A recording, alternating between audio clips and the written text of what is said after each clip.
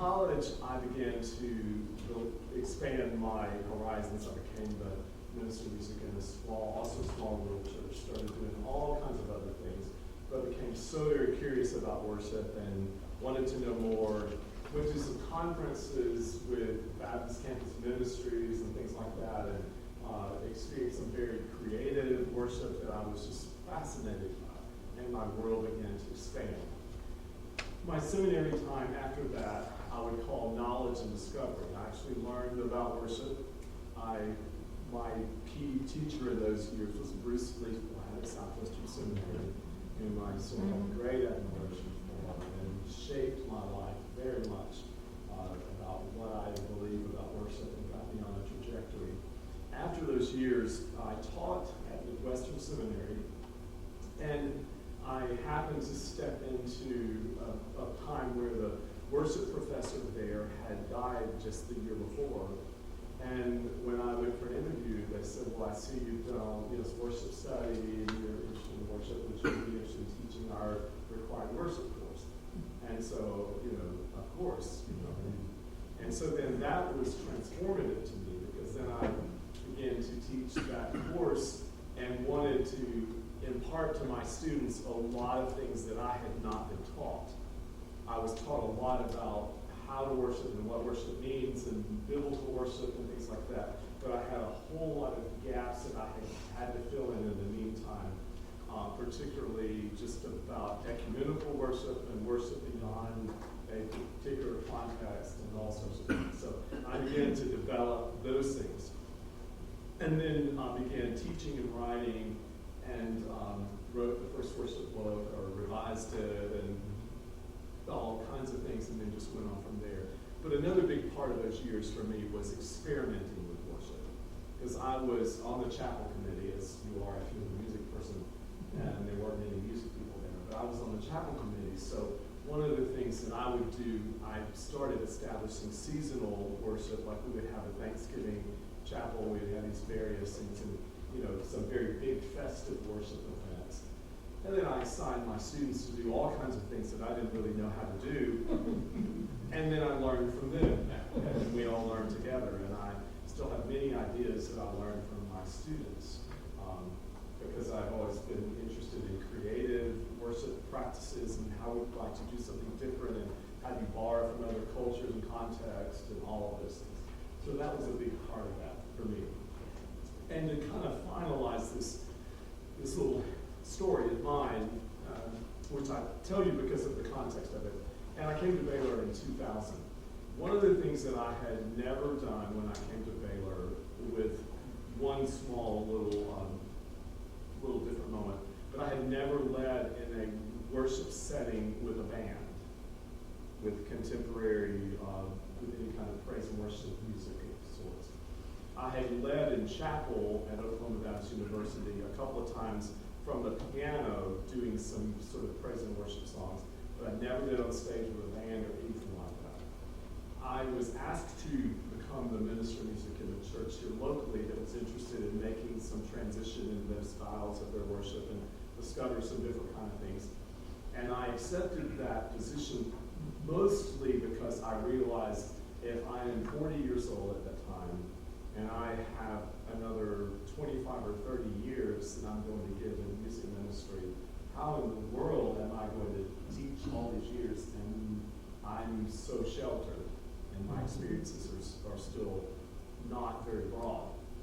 So I thought, well, what better way for me to do this than to lead with a church that wants to do something different, yet to be determined, and then what would that look like? So I went to Calvary Baptist Church in 2001, and then kind of established what some people have talked about as the Calvary model, which is sort of an eclectic,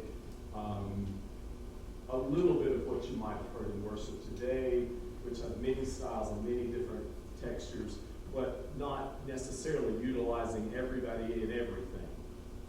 Like, let the organ be the organ instead of let the organ be playing on everything and be the continuo for all. Just those sorts of things. So some things like that. But two turning points for me in my worship philosophy.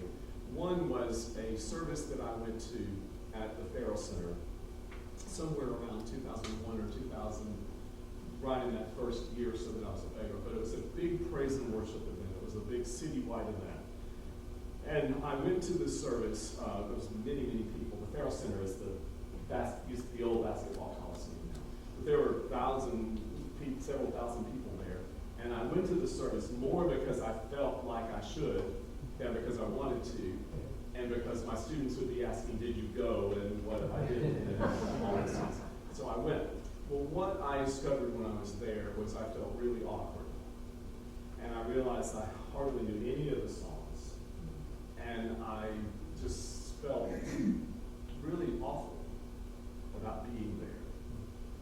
And my first inclination, as I think a lot of us do, is we start to criticize what we don't know and understand. I don't know these songs, that's somebody else's fault, whatever. Well, I played that scenario for a moment, and then I just decided to go up like in the nosebleed section where nobody was sitting, and just sat up there by myself for the rest of the service. And what I did was sit there and pray, God, help me to establish a different perspective. Mm-hmm. Help me some way to learn to love what I don't understand. Mm-hmm. Change me in some way. And then I began to be on a trajectory of that change. And that was a really turning point for me. What I discovered is that many years later, I can go to a praise and worship service and I can pick the songs up very quickly because I understand the culture, I understand the musical language. I understand it's way too complimentary to me. I can navigate it well, now, and I can pick up things much, much more quickly than I could have a number of years ago because I've learned to speak a different musical dialect over the time, or at least learn to find my way around it. That's one thing that happened to me. Another thing that broadened worship context for me was around 1996. I went to a conference that happened to be held at Hardin Simmons University in Abilene. It was an academic conference. It was quite a well-known conference at the time. They brought in some pretty big name people. But people gave papers for a couple of days, presented papers. And I didn't present a paper, but I was there and heard the different papers. What I observed, this was about 95, spring of 95, I think actually, was if you were around in that time, and I know by looking at you, some of you were, but if you were astute to worship practice at the time, it was a time when the churches were changing dramatically. And it was a time when some refer to it now as worship wars, and people were not always kind about different ways of worship. And what I heard in that conference was people talking down about kinds of worship that they did not understand. Mm-hmm. And talking about worship in terms that were not, I won't say they were mean, but they were certainly not generous. Mm-hmm. Well, I went away from that conference and I made a decision on the flight back to Oklahoma that I would never be in another event in my life where I heard someone downing the music of the church without speaking up for the oppressed, or the non-represented. Because I do not believe it is ever appropriate for us to talk about something that we don't understand and someone is not in the room to explain our ignorance. And so that changed me, and I began to be the person who was the academic, but not the academic who took the academic perspective, which caused me oftentimes to be misunderstood. But I think sometimes being misunderstood can be right. You can't always say, because I'm misunderstood, I'm right. And if you're misunderstood, you better look around first and say, I might be really, really wrong. Either you're really right or you're really wrong. You're not in the middle if you're misunderstood a lot.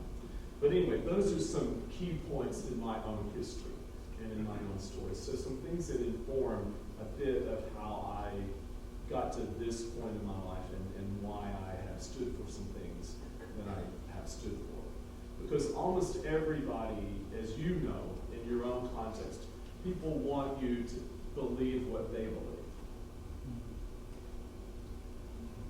And many people, not all people, some people love to learn and love to grow, but many people just want you to join their team. And they are rallying for you to be on their team. But I believe that the music of the church is so important that we need all the voices of the church. And I do not believe that it is appropriate for us to be talking poorly about other people who are also people of faith, who are also Christians, who are also practicing worship. And especially when we don't even understand them or their context or any number of things about them. So those are the kind of stands. So that's kind of where I'm coming from today. And I also want to say that to you to be vulnerable, because I think that it is very important that we are careful not to speak in absolute terms, like I am this. I have decided this is right. Now, I'm going to decide a lot of things are right today as you read my paper and my stuff. But they're not going to be hopefully they're not going to just be preferential things. See, that's a different thing. Like I don't like, it's not the same as I have a conviction about. That's not the same thing at all. And I think most of our congregations, people speak in terms of I like, I don't like. Most of the critique that we would hear in most congregations would not be different than an analysis of a restaurant and an online blog. It would be, I was served this had too much of this was too much of this whatever, and I didn't like it, and whatever. And that's not the way we approach worship. It's not. So some starting points. If worship is not forming us as Christ followers, worship is not doing its work. We are formed through and by worship, perhaps more than through any other aspect of church life. I believe that it is absolutely important that worship is changing us. Now, not necessarily taking one Sunday and suddenly we're different, but over time, worship should be forming us into better, more faithful Christ followers. And my observation through many years is that the people that talk to me, if I will say, I took those songs from last week and I've been singing them all week and that's meant so much to me. I don't hear that about a lot of other things in worship as much as I do about songs. I also know how I can sing a song in worship or a song in choir and it'll just stick with me and just stay with me. And sometimes it's not maybe just one line and I just can't sing anything but that. Oftentimes it's a word I really needed to hear. Desperately I need it. Number 2, worship is the most important work of the church and of our individual lives. I believe that absolutely, that worship is the most important work of the church. And we go in cycles in the church where we believe worship is really important, and then cycles and where we think something else is important and all that. And a long time ago there was a book called 3 Priorities for a Strong Local Church. It was worship, nurture, and outreach. Some of you, this language is familiar to you. But it talks about why worship is most important, and then these other aspects go underneath the umbrella of worship, because worship is the way in which we commune with God. Worship is the direct connection to God. All the other things are horizontal, connecting us in various ways. Now, I'm a huge believer that community plays such an important role in worship. I believe all of those things, but worship is foremost about God and the greatest work that we do. Worship is God-focused and God-initiated, and in which we are graced to participate. There is no participation in worship without God's allowing us to worship. God gives us the gift of allowing us to worship God. Okay. God is the initiator of worship. Worship is dialogical. That means we commune with God. Worship is a time where we speak and listen, and God speaks, I speak, we have this dialogical thing. So it's this continual conversation. So in one essence, worship is prayer. All worship is prayer, because prayer is dialogue with God. But prayer is not just our telling God, although I'm often not good at the listening part of prayer. I'm very good at the telling part of prayer. But it is also allowing God to speak to me. Number 5, God does not need your worship, but God deeply desires your worship. Okay, so the difference in that, God has no needs, but God would desire deeply for you to worship God. Worship is corporate and gathered. It is communal. I taught a worship session 2 weeks ago at the choir camp here. I mentioned that to somebody maybe last night. I think it was in the worship time. But I mentioned that, and these students, we were talking about worship, and it was so articulate. But I let them talk about what is worship, and then I showed them a bunch of definitions of worship. And then it turns out that they've already figured out almost everything that's in these definitions, because they're just so smart. But they always come up with worship as communal. That worship can be private, but the worship we're talking about corporate worship. We're talking about worship within community. Worship planning and leadership is always pastoral. So a few of you were in the session I did yesterday on being a pastoral musician. I do firmly believe that worship planning and worship leadership comes out of pastoral relationship. I have many times said in our church that people love the organ in our church in direct comparison, in direct relationship to how much they love the organist. Okay. And I believe that when you have an organist that loves the congregation and is visible and loves people deeply, everybody just gaga about the organ, even though it's old and dilapidated like ours. And when the person, plays and goes out the side door and, is done, which we haven't had hardly ever. But when that happens, people don't really love the instrument so much. I believe they love singing when they love the leader of the singing. So I go back to this in everything really, is that love is what propels our work. Love is what undergirds our work, and love is the way that people, our embodiment of love for God is also the way that people learn about love. I had a teacher once, a children's music education teacher, that I was in a seminary class, and this particular teacher was not a very well-organized teacher. A delightful, brilliant person, but not always very organized. So this student was I convinced he was really trying to trip her up. And he said, I told her name, he said, when are you going to talk to us about the love of Jesus? Or about Jesus? Because we've been talking about children's music and technicalities and methods and all sorts of things. And she looked at it and she said, oh my goodness, did you not know that children learn about Jesus through the eyes of the teacher? I've never forgotten that. It doesn't mean the teacher never says Jesus. But if the eyes don't meet the words, what are they going to believe? Yeah. If the eyes are lying, they're not going to believe the message. And so I played that to my own self many, many, many times through the years and said,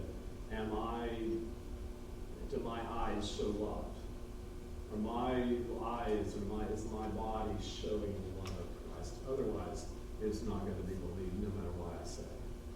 So, yes, I believe that it's pastoral. So, yes. Worship is practiced in the already but not yet space. And that space on a continuum between here and heaven. So I think if you believe that worship is the active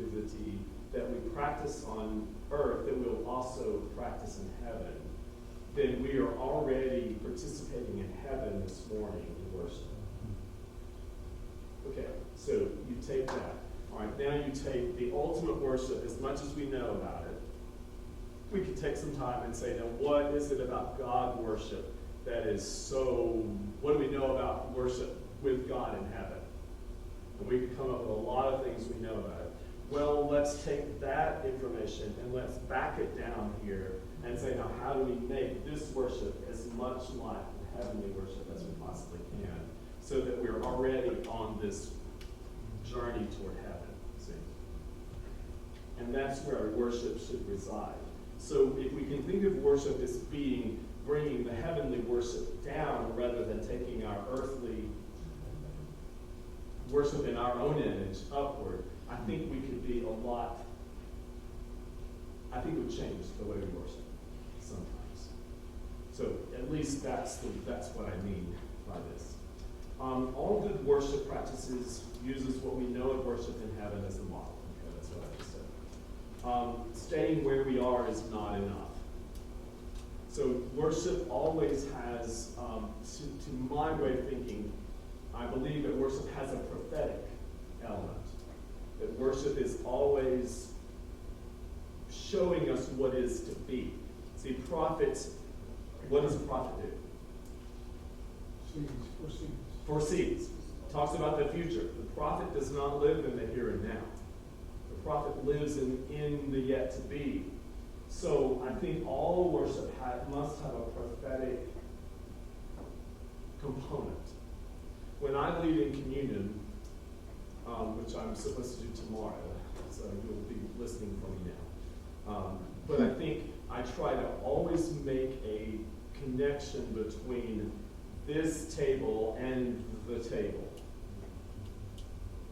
So I try to make an eschatological connection because when we are partaking of this table, we are also participating in the table. So there's always this prophetic element that ought to be evident in our worship. So what is this title says? I've looked back at what works.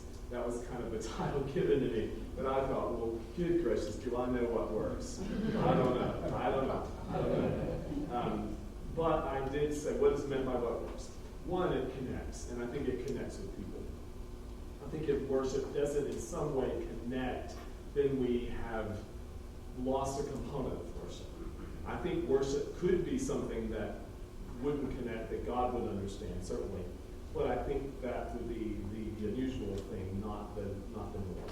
So I think it must connect. I believe that worship shapes, and I believe it shapes us, first of all, and then it also shapes other people into being more faithful followers of Christ. I've already mentioned that. But the formative act of worship, I think, is really tells us whether it has worked or not.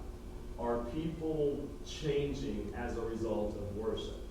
Did worship make a difference in the life that you lived last week? So it shapes how you experience things. Yes, it does. And it shapes your perception of God. I said a lot in the last session this afternoon about how worship is moving us toward a bigger God. That we are on a path in our fellowship of Christ to establish a bigger God. So we learn more about God and God's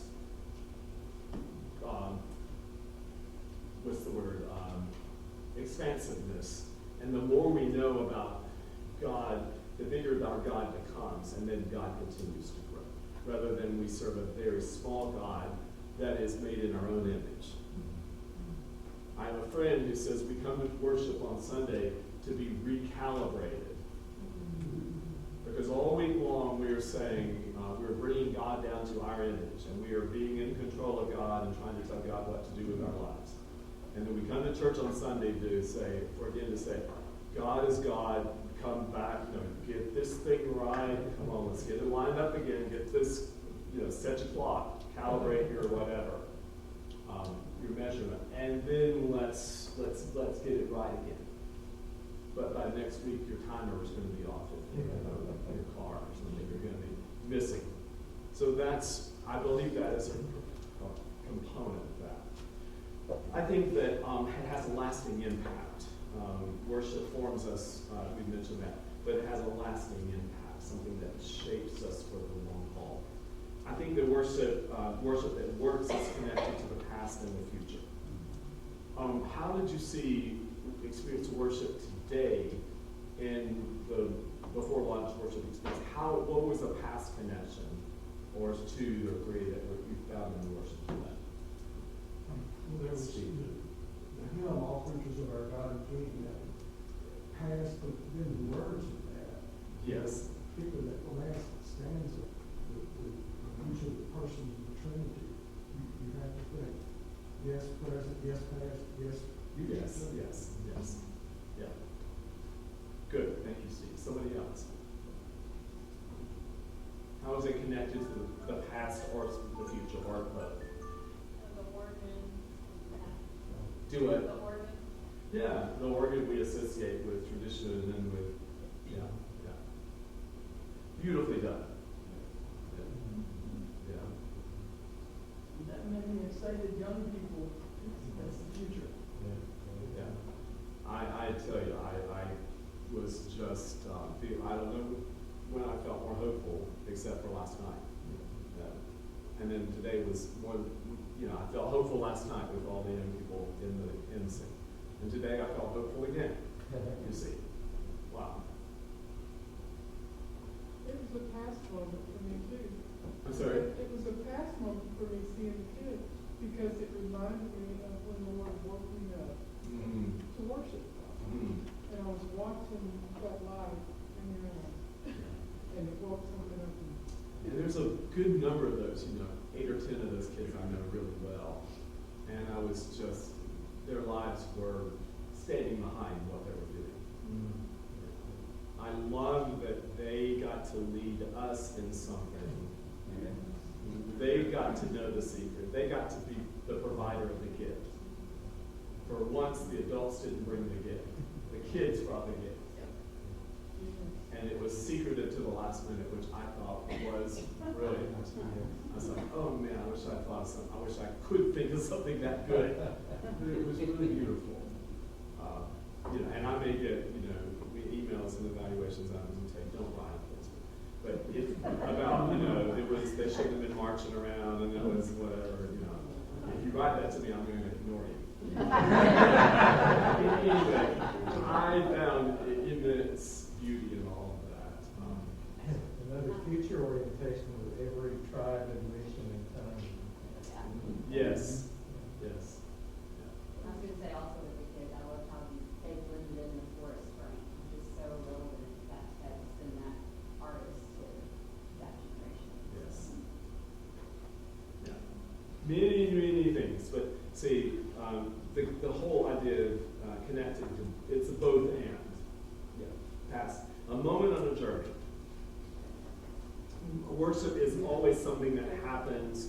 I'm not going to use performative, but in music performance, it's always a mark in space, or it's this moment which will never be lived again. Which is why I think I love performance. I think I absolutely love it because it happens right now, and I despise recording, and I love performance. Every time I have to do recordings, I'm just like, oh, this is no fun. But when it's making music in the moment, I absolutely love it. But it's a moment on a journey. It's one of many marks. Worship is temporal, but eternal. Do you see all the paradoxes that we find in worship, the paradoxical things? It's this, but it's also this. It has a broad, worship that works has a broad Christian perspective. And I think it's the best of many traditions. Not that everybody wants to be worshiping with these many traditions, but as we are aware of other traditions, and as they are brought to us, we adopt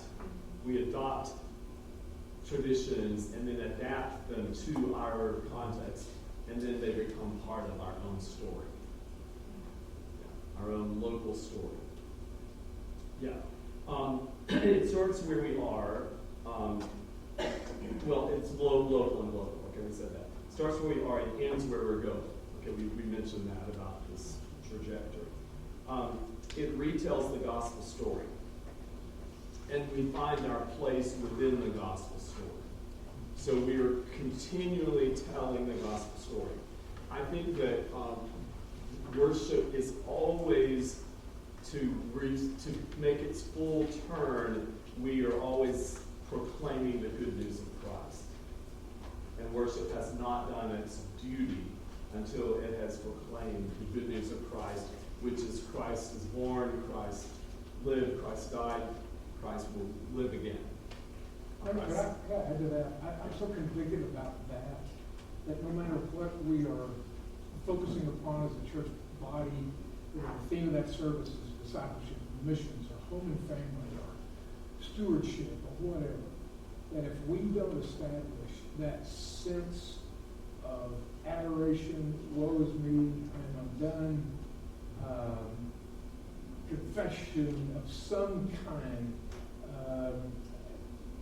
commission, I think, no matter what we're doing, if we can't figure out that drama, and we can, I think so many of us think that we can't because we're so thematically driven. But the most glorious freeing thing in my life is trying to figure out that drama no matter what our focus is. And Stephen is quoting the Isaiah 6 model that a lot of us know. I have that ingrained in me, and I try to keep everything within that Isaiah 6 model, no matter what the theme and no matter how, so is there a moment, is there a point that is, is this a balanced play? Does it have different colors? Does it have these different actions and what have you? In your last session, you were talking about, you talked for a moment about having to stay overnight in a home that was not your own. And part of what worship is helping us to find a home in this mansion, this house. Yes.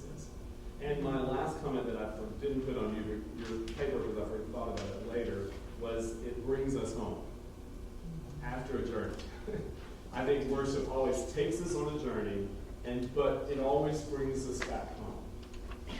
I have this idea, I have this actual sense that when worship works, we are always going on this journey. We're always going from somewhere to where we are to somewhere where we haven't been yet, perhaps. But people will go on a trip with you as long as they know you're going to bring them home by dark. I learned that from working with senior adults.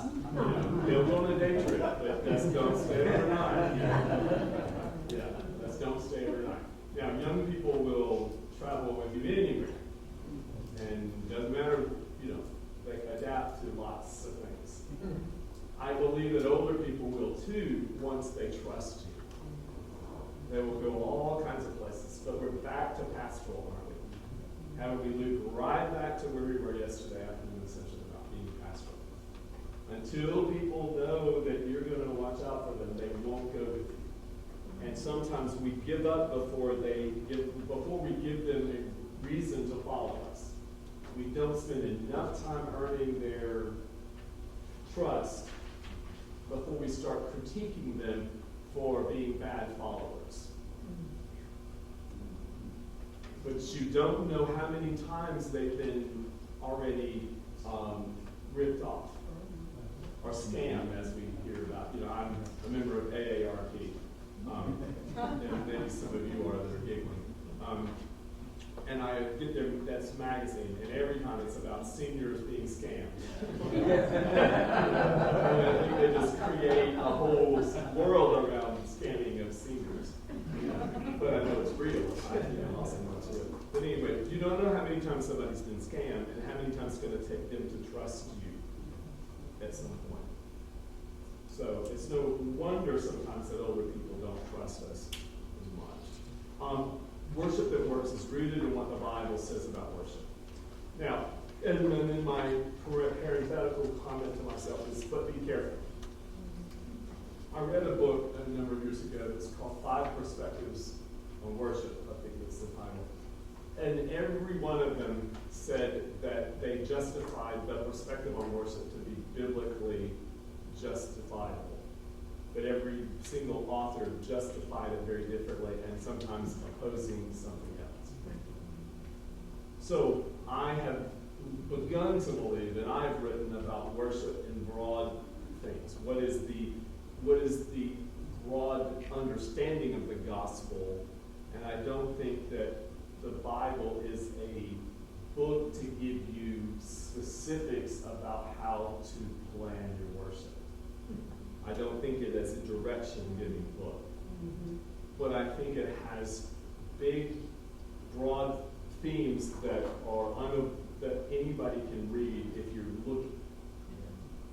And those themes are, it is about God, it values all people, it makes a space for everybody's voice. I mean, there's all those things are all over the Bible.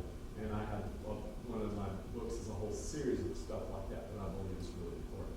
But I call it looking at the Bible in broad strokes or big pictures or something like that. But it's not about minutia, because I don't think the Bible is descriptive when it comes to worship rather than prescriptive. Okay, so it's not a proof place in my understanding. I think it is fully participatory. Unless worship is participatory, it has not met worship's goal. Leadership that represents the gathered community. I think that worship leadership should look like the community was. A number of years ago, this person that I knew pretty well came to our church, and they were kind of looking for a church, and he said, I think we're probably going to join your church, because you guys are the only ones that have some not so pretty people on the platform.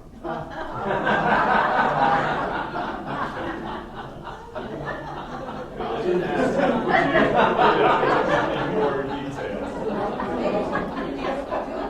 I didn't ask which ones are which. I didn't ask which ones are which. But you understand what I'm saying?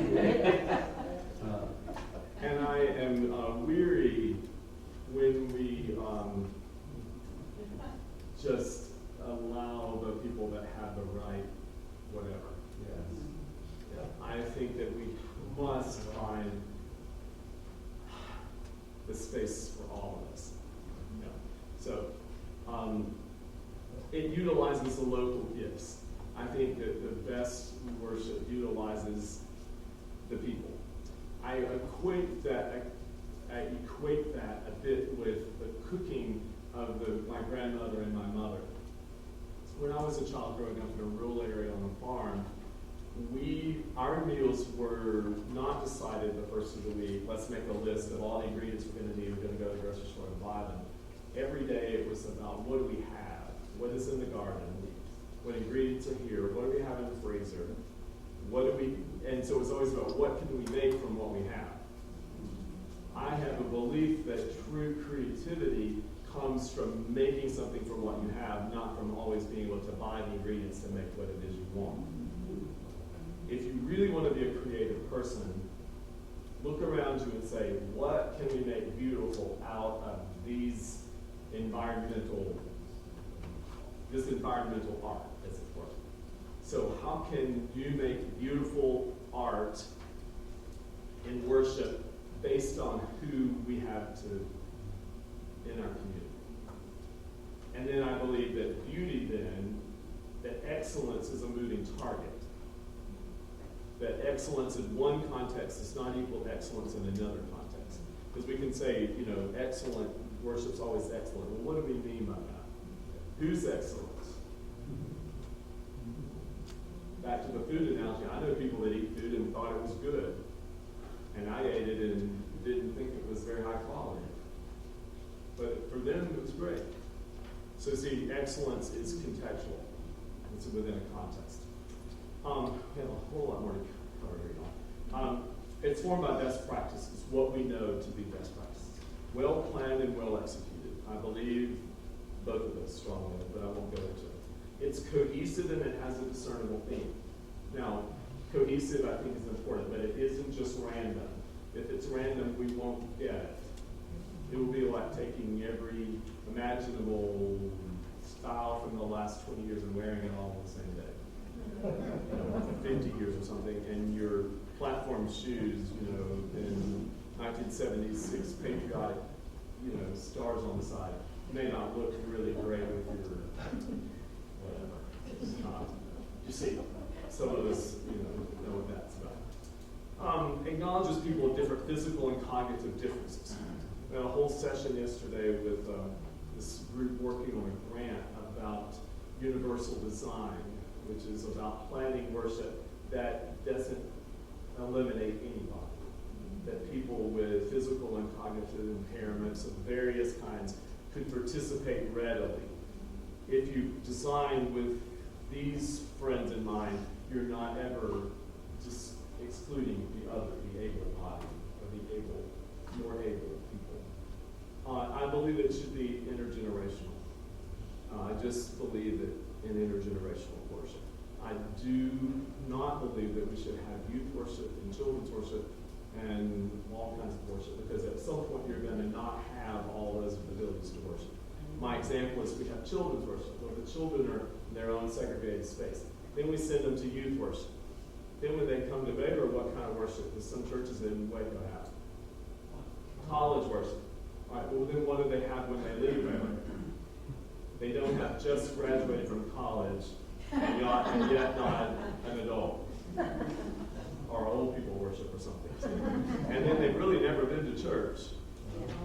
And then we wonder why they don't come to church, or because their church is gone.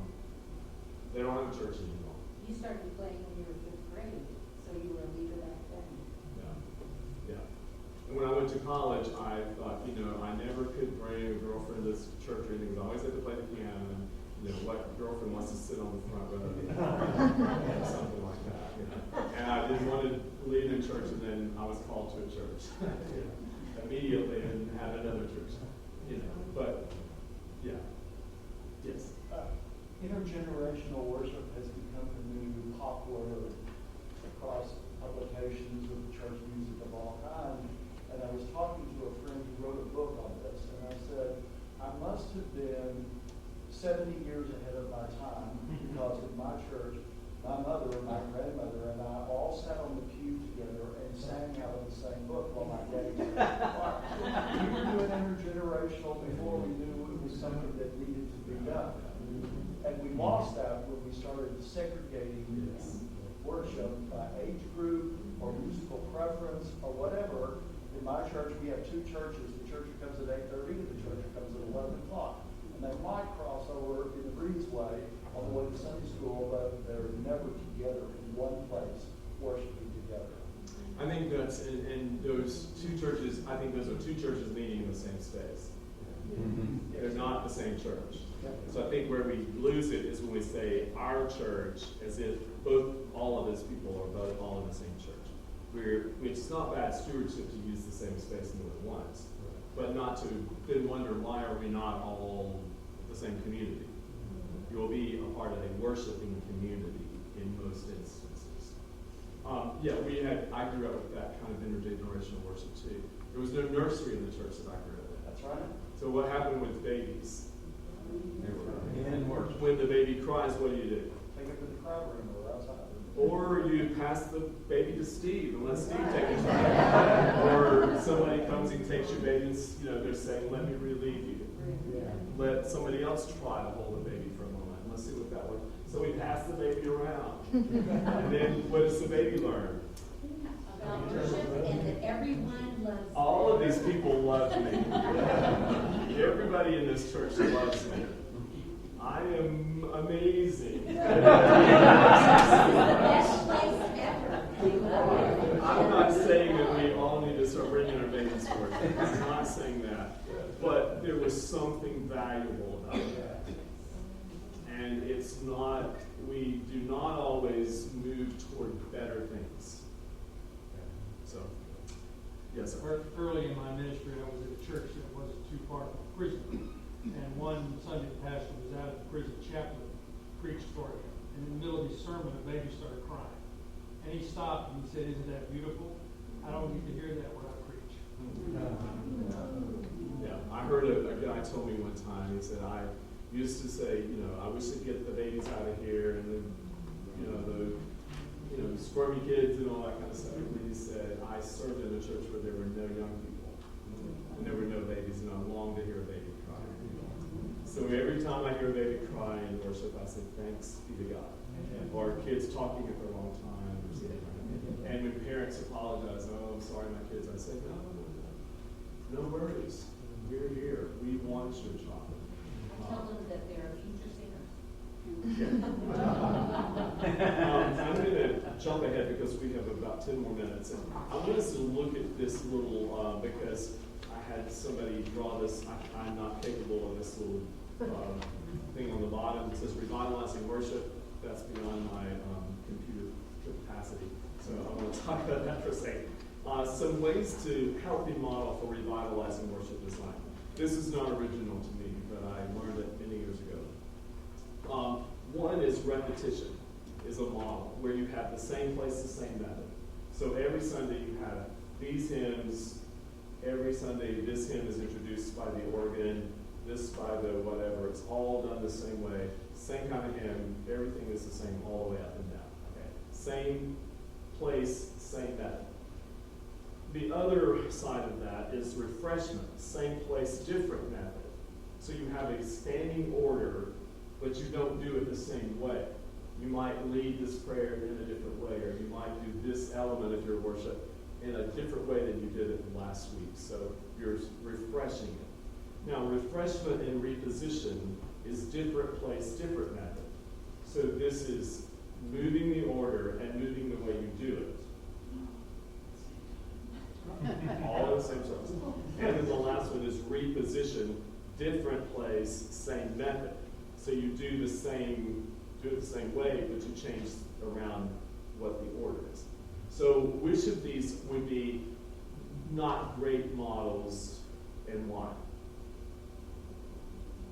Which would be preferred? Which common? I was just saying, same place, same method would be really boring after. It would be very boring.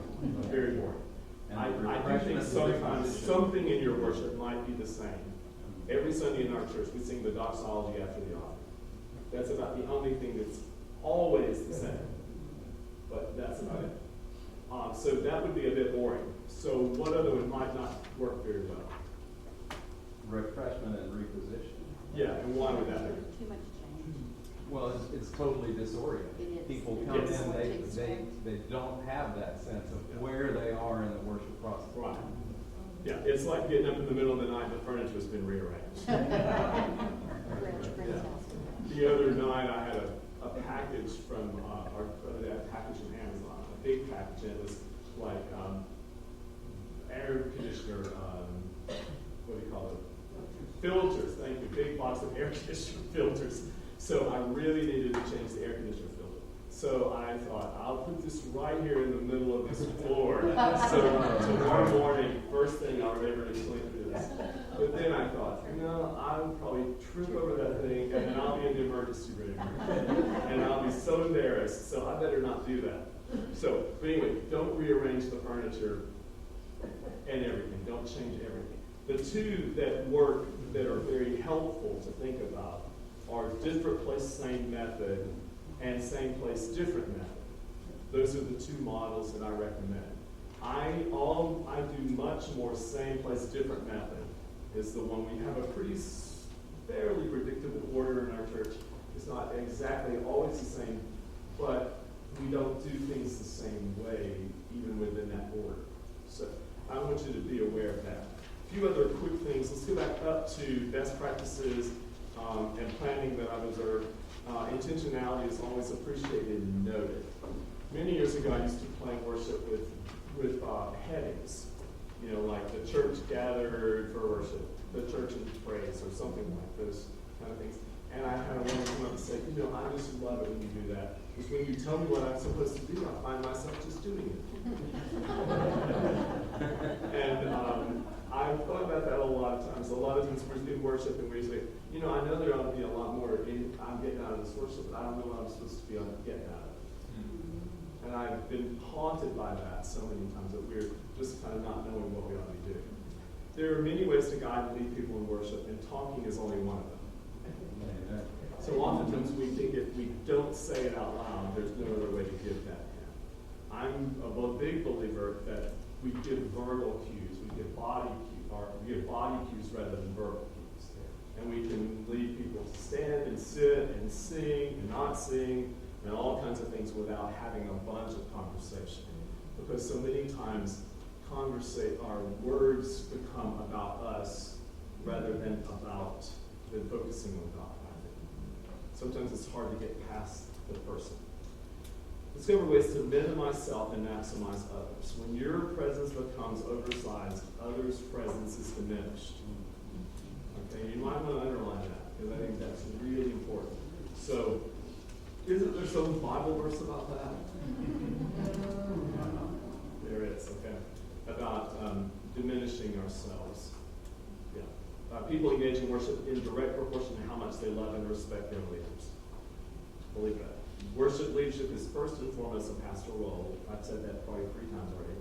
Variety in worship is always appreciated. People will always be grateful.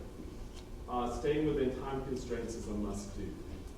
I think you can go over every once in a while, but if you stay in time or under, people will sing your praises. They will rarely ever criticize being under time.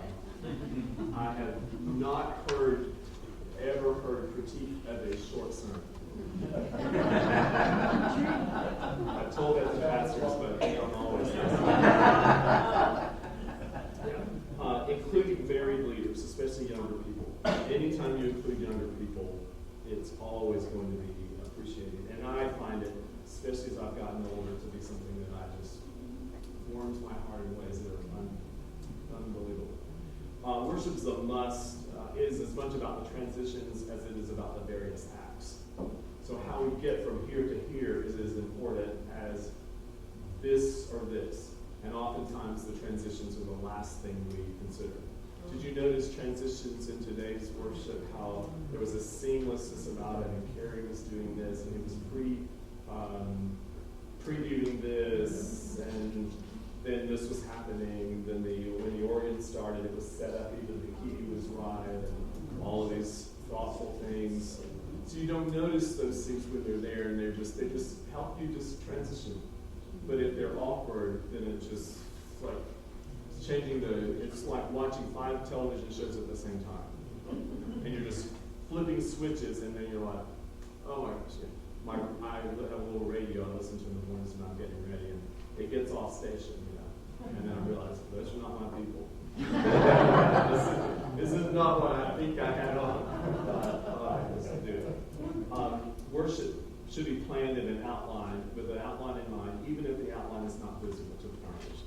That's back to Stephen's thing. I have an outline in my head, even if I don't write the outline on my paper, because I believe that people know if there's something logical, that there's a flow to this. What kinds of worship models are there? And I'll just mention several here. Whatever the style or model you use, it should not be boring. It's impossible to objectively analyze if people are engaged in worship. Important for us to think about. Your clues will be gained through pastoral interaction and anecdotal interactions. So not by what you see.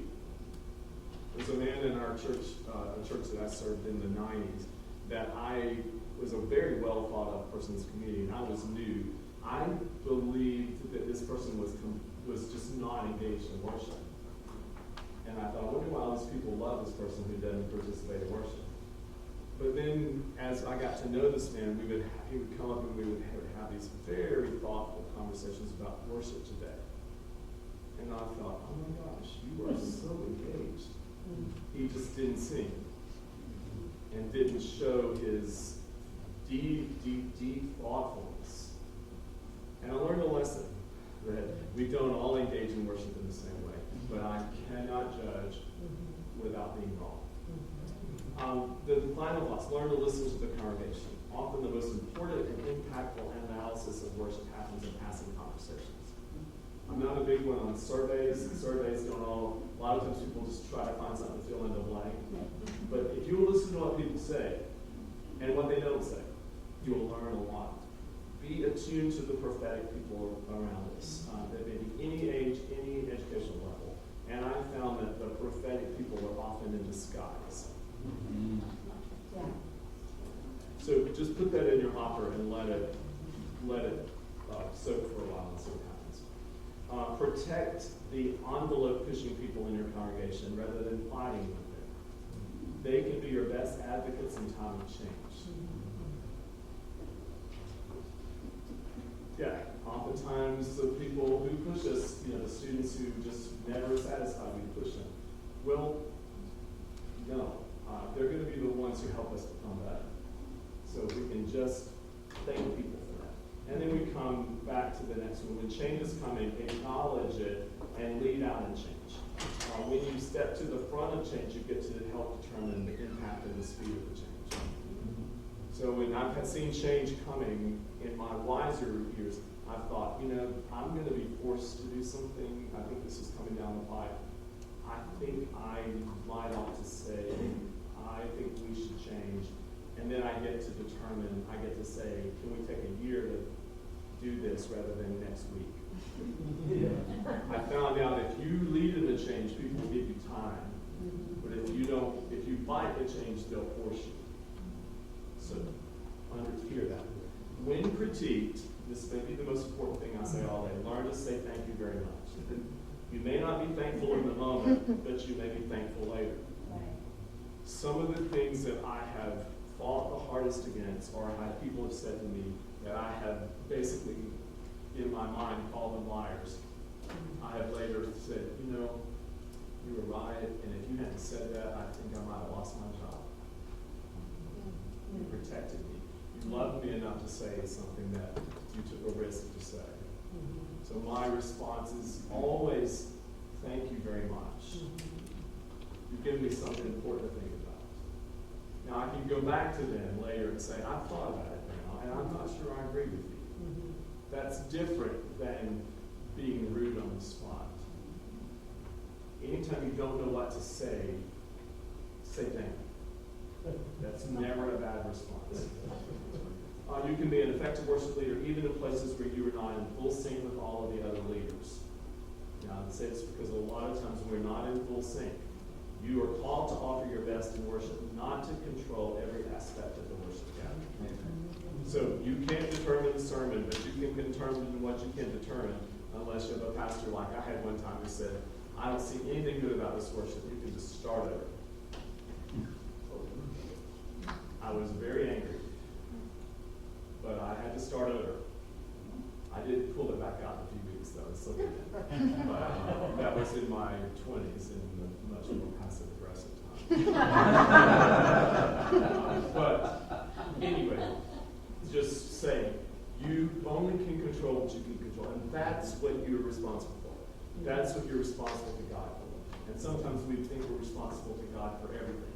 We think we are God, rather than we are just called to be a part of the work. The last thing, the effectiveness of your worship leadership is more determined by what we do off the platform than what we do up front. That's when our worship leadership is so about who we are and how we invest in people's lives. And that will make the difference. Thank you. I wish we had time for questions, and I kept you 2 minutes long, and I apologize for that. But thank you so much.